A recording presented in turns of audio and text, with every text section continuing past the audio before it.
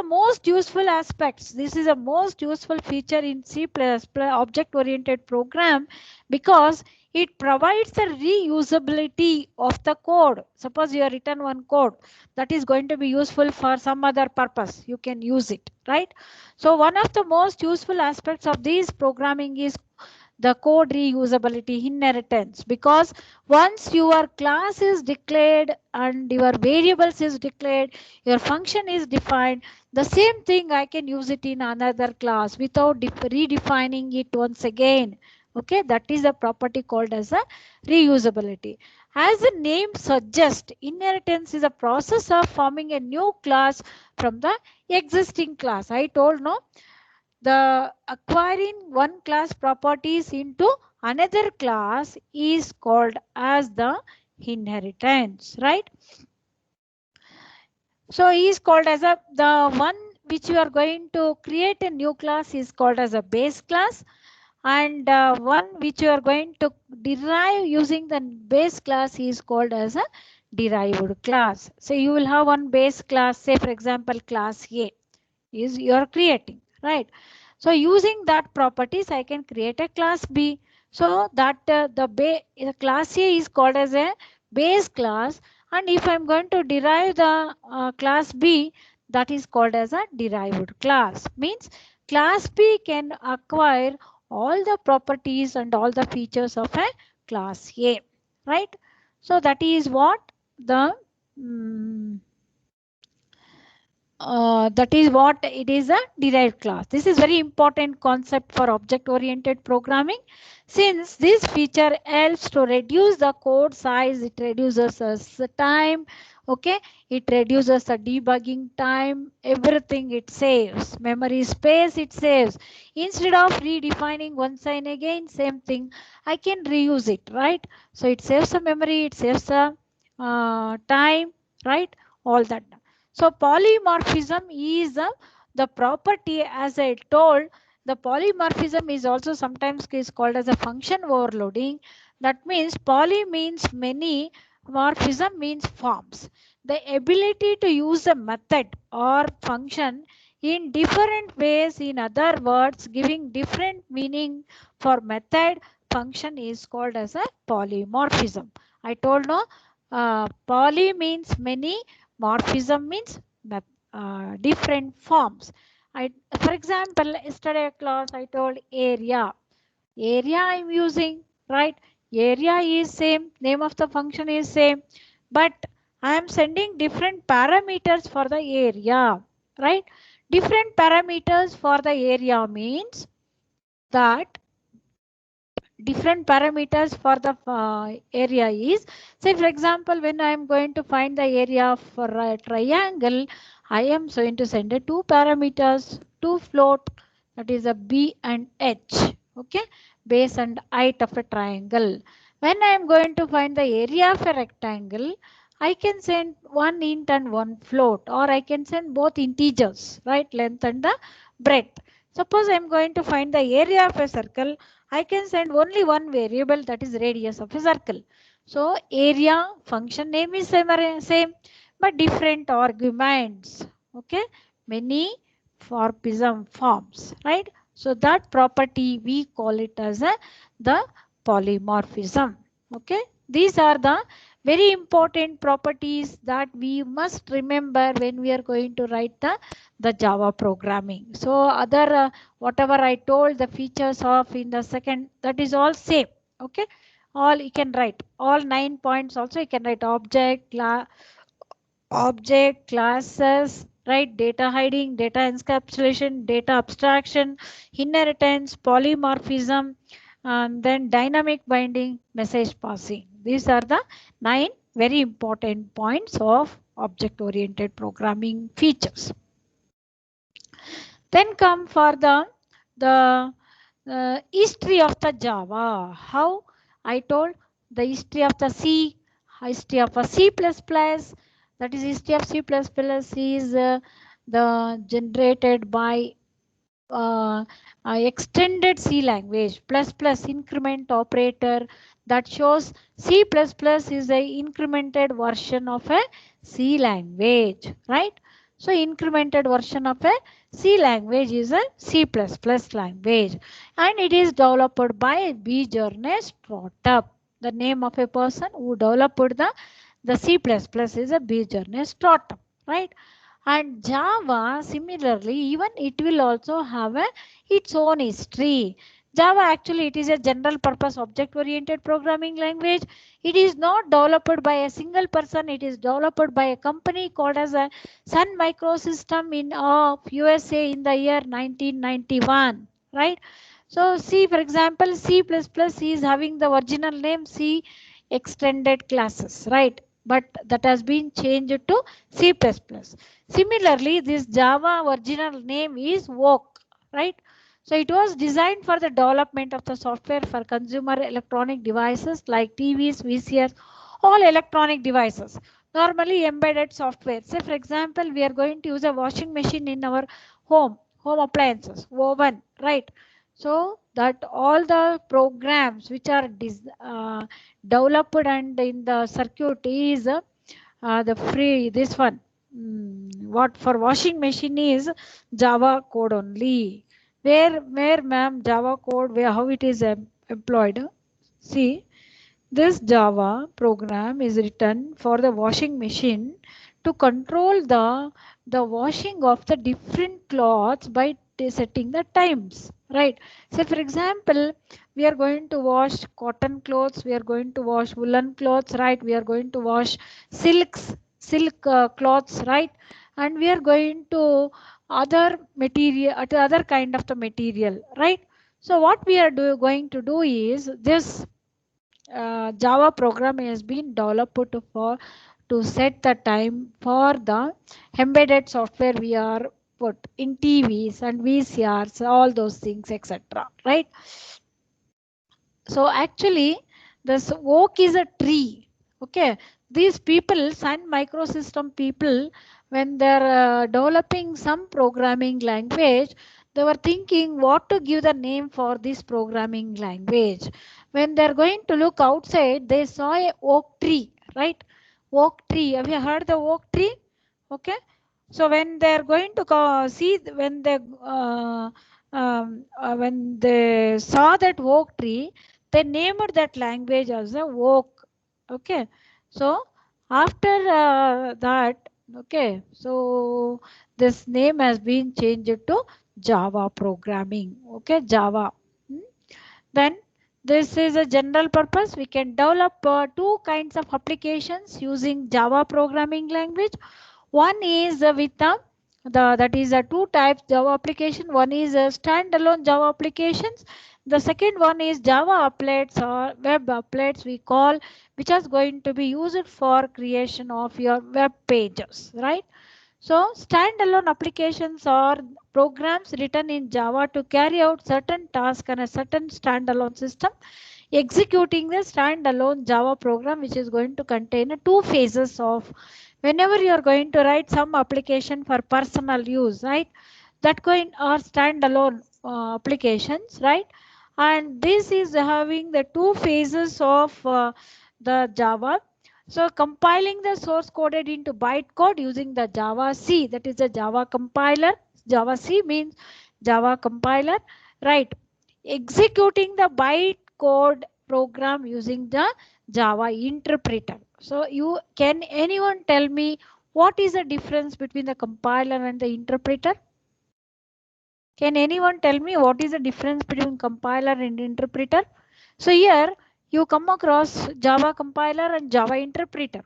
So you people will understand the why it is one time it is compiler and one time it is interpreter. Can anyone tell me the difference between compiler and interpreter? Any student? Ma'am, compiler executes every line of code at once, ma'am. But Good. interpreter it executes the code line by line.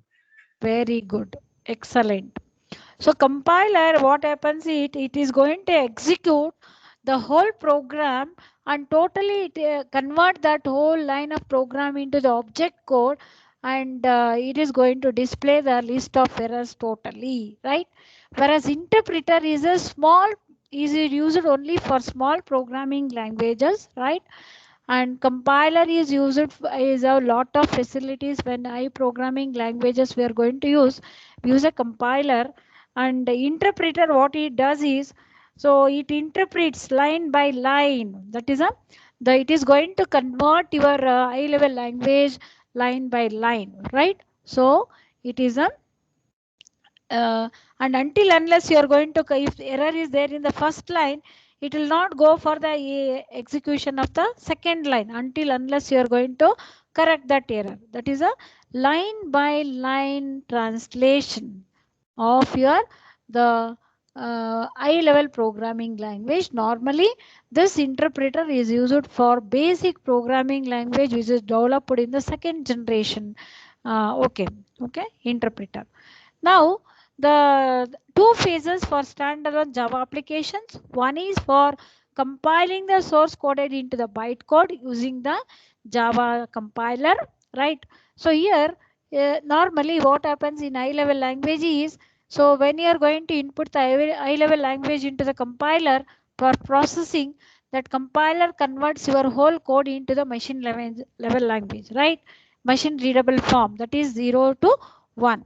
So in Java, that is not how it is going to be executed. I'll tell you in the next section of the class.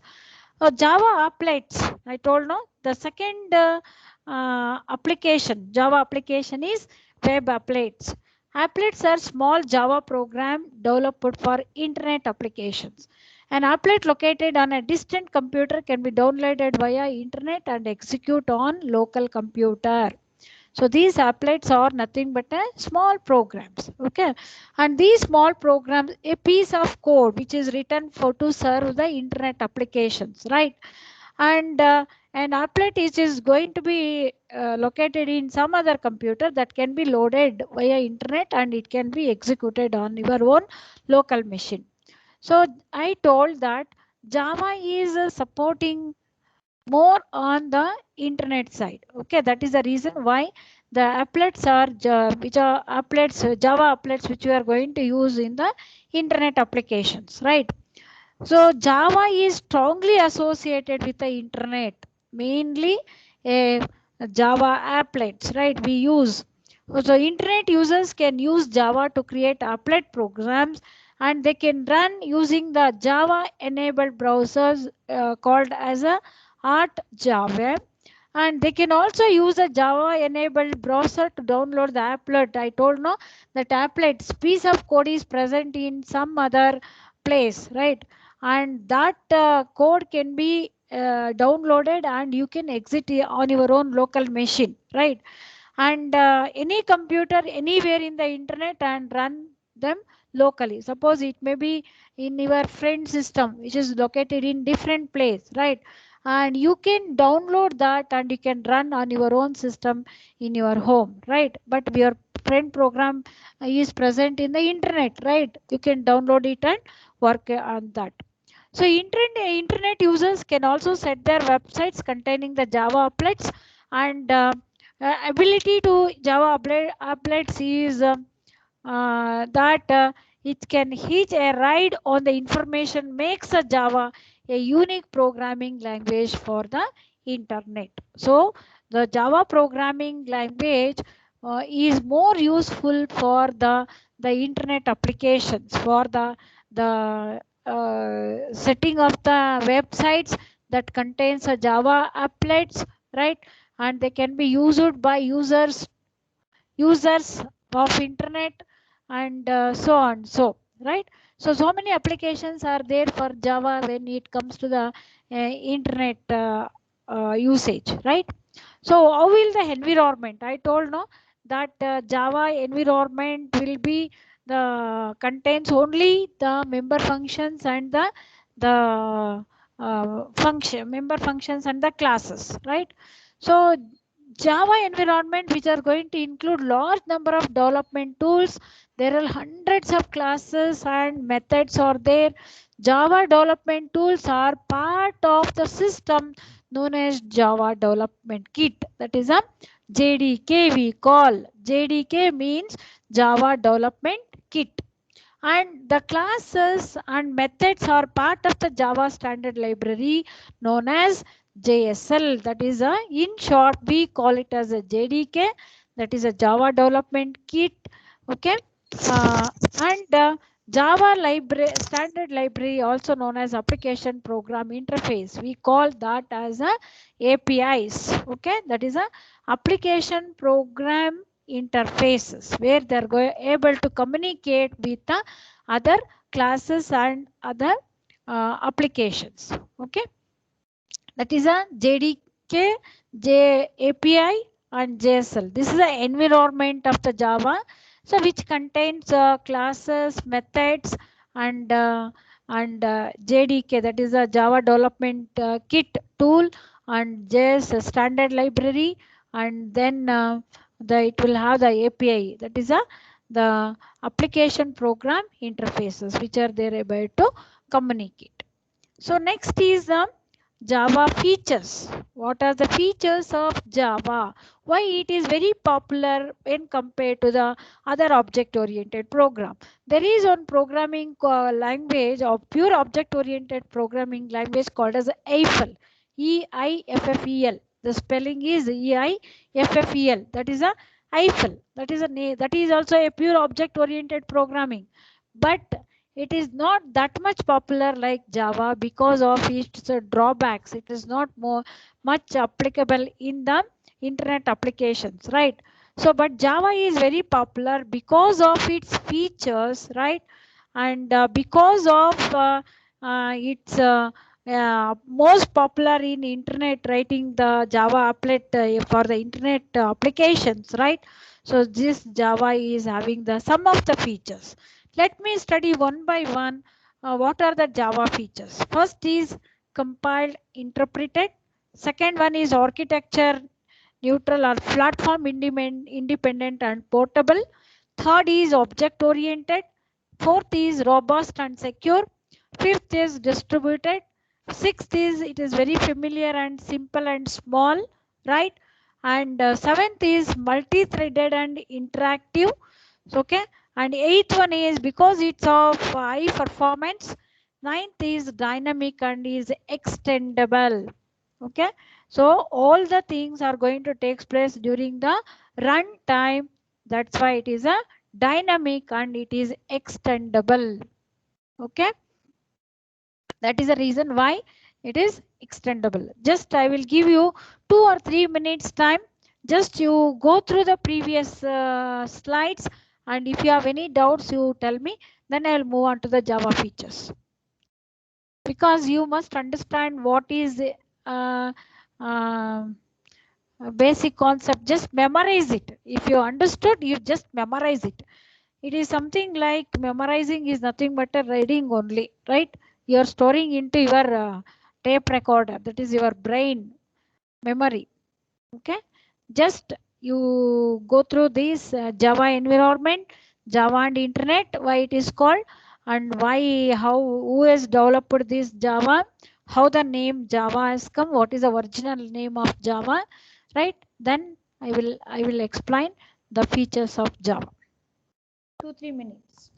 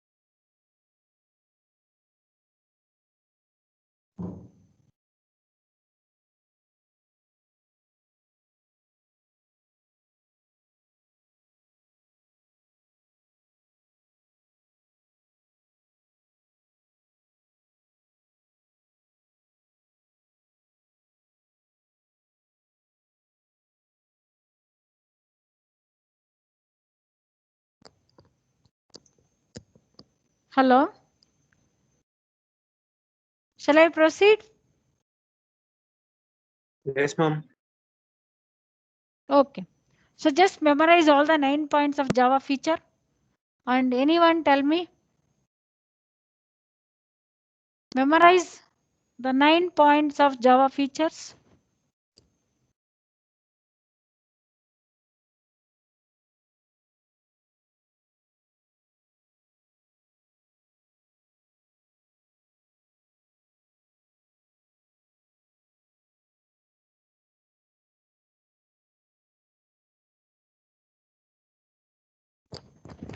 The first is compiled and interpreted.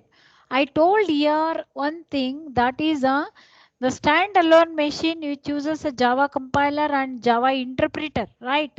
So here, when you come to the compiled and interpreted, so why we are want to compile and interpret? Because we want our high level language program to be understandable by the computer. That's it, right?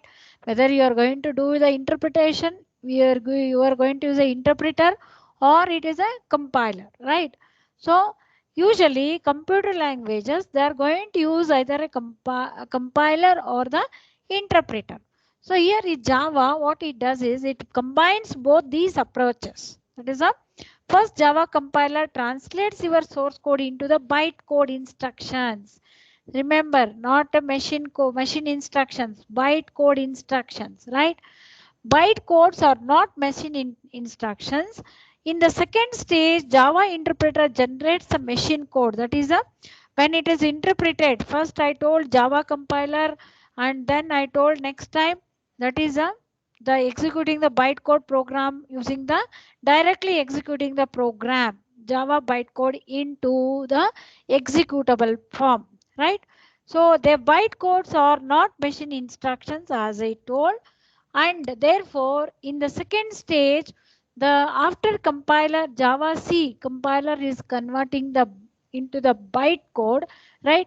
Java interpreter generates the machine code and can be directly executed by the machine that is running the Java program, right?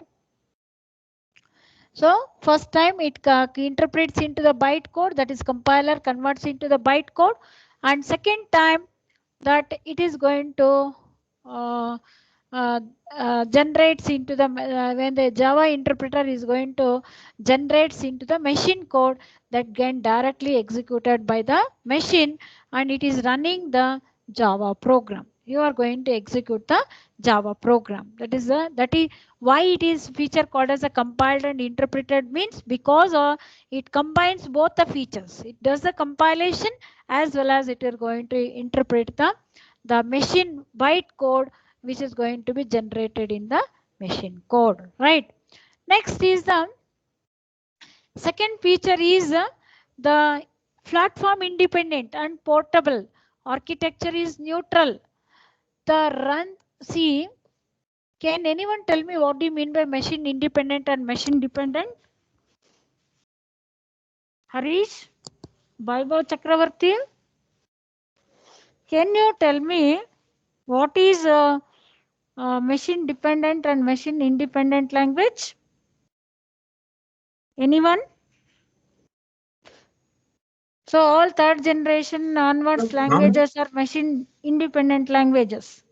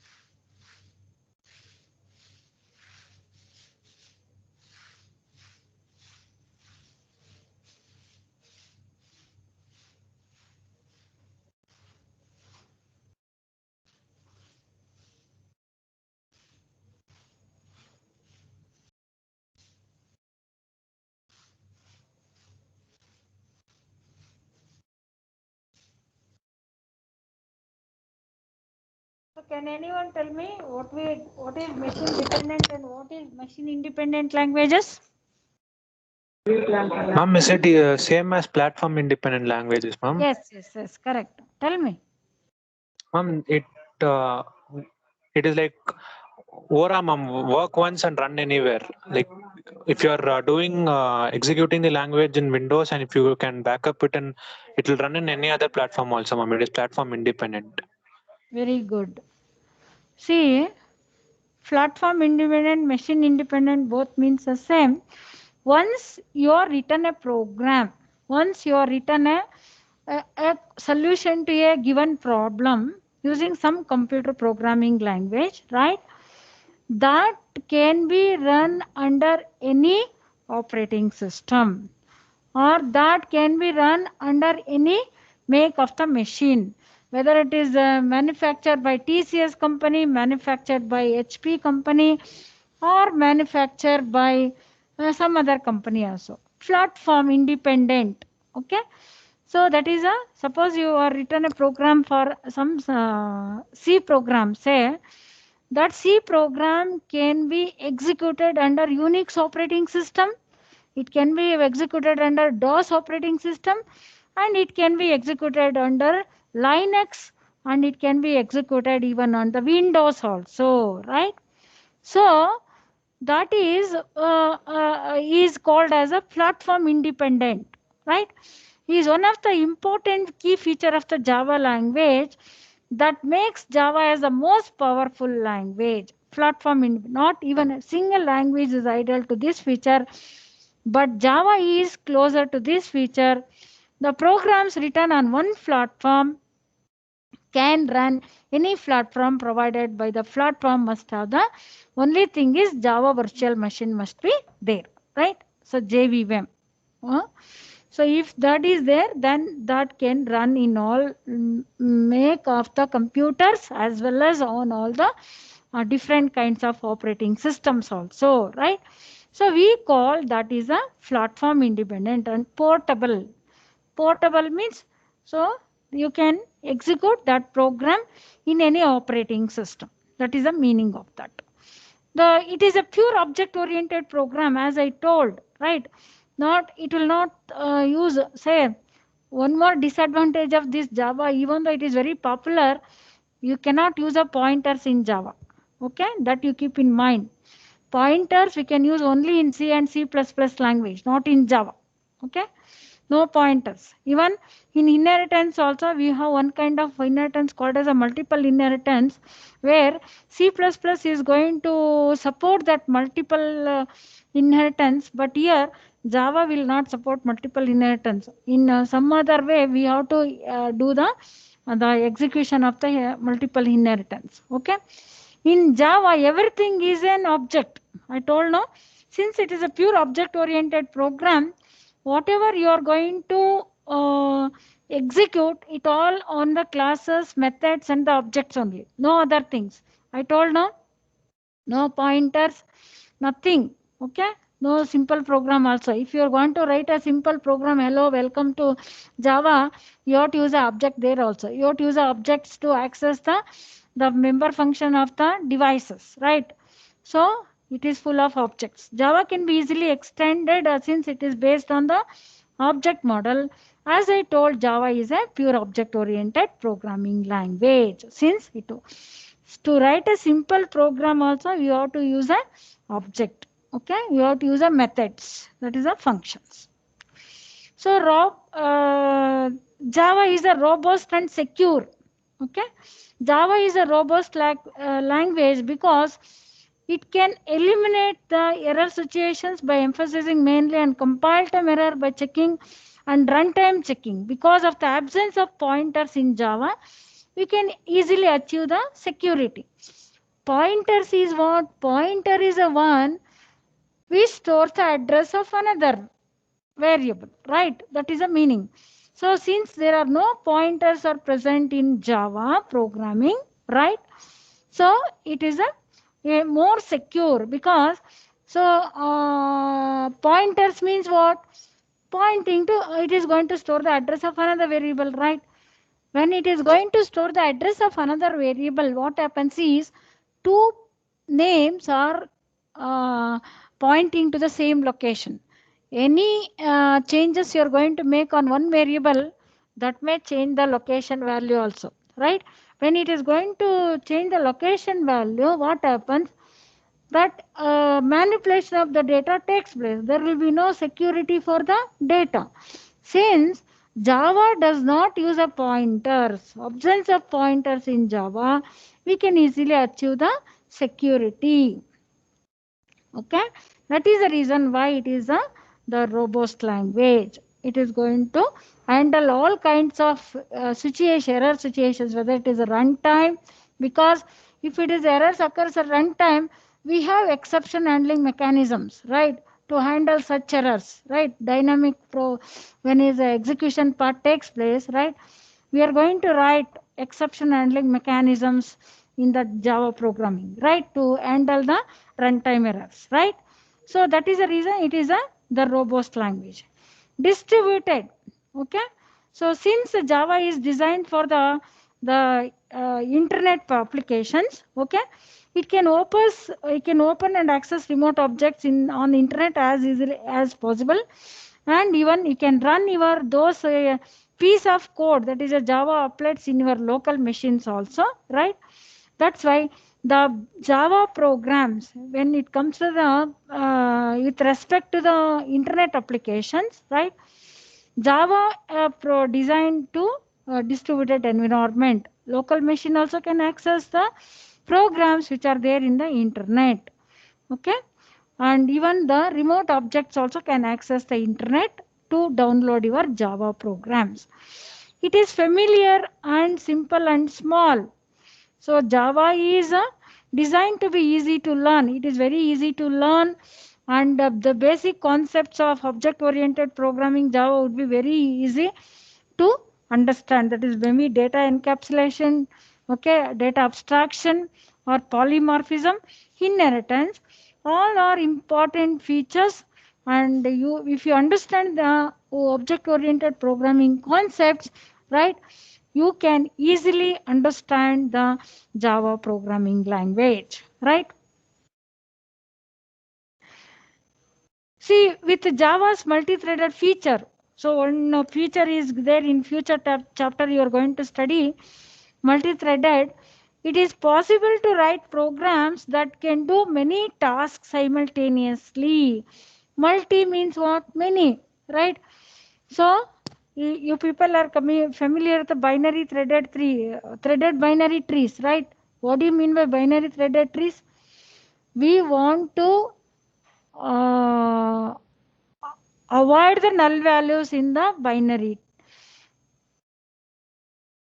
right? So what we will do, we are going to connect that threads to the previous depends upon whether it is a parent node or the previous level of the node, whatever it may depends, right? So here also in a multi-threaded feature, what is going to happen is when we are going to write a programs, okay, that particular program is going to do the different task simultaneously. That is very important. Simultaneously means parallelly. That program is going to do one job in one machine, same program is going to do the other job in the other machine. So write programs that can do many tasks simultaneously. This design feature allows the developer to construct smoothly running the interactive applications. Because of this feature, multi-threaded feature of the Java, right? It allows the developers to uh, construct more interactive applications that can be used in the internet applications, right? So high performance, because of this intermediate bytecode, Java language provides the high performance. Okay, I told no, Java program once you written it, it is going to be compiled with a Java compiler that is going to be converted into the bytecode. When that bytecode, intermediate code is generated, that bytecode we can use it and we can directly execute the program, right? So interpreter, that is a interpretation will be done and bytecode, and execution will be faster because it is bytecode. It will be in the form of zeros and ones. Dynamic and extensible. Java is considered to be more dynamic than C or C++ since it is designed to adapt to an evolving environment, that we are going to use it in the internet applications and small programs we are going to design using the Java. Okay, and they are going to carry extensive amount of runtime information that have been used to verify and resolve the object access to the objects on the runtime. There the these dynamic means there are so many problems which comes across during the execution of the programs are going to be solved using the Java extensive Java programs, right? So that is why it is a more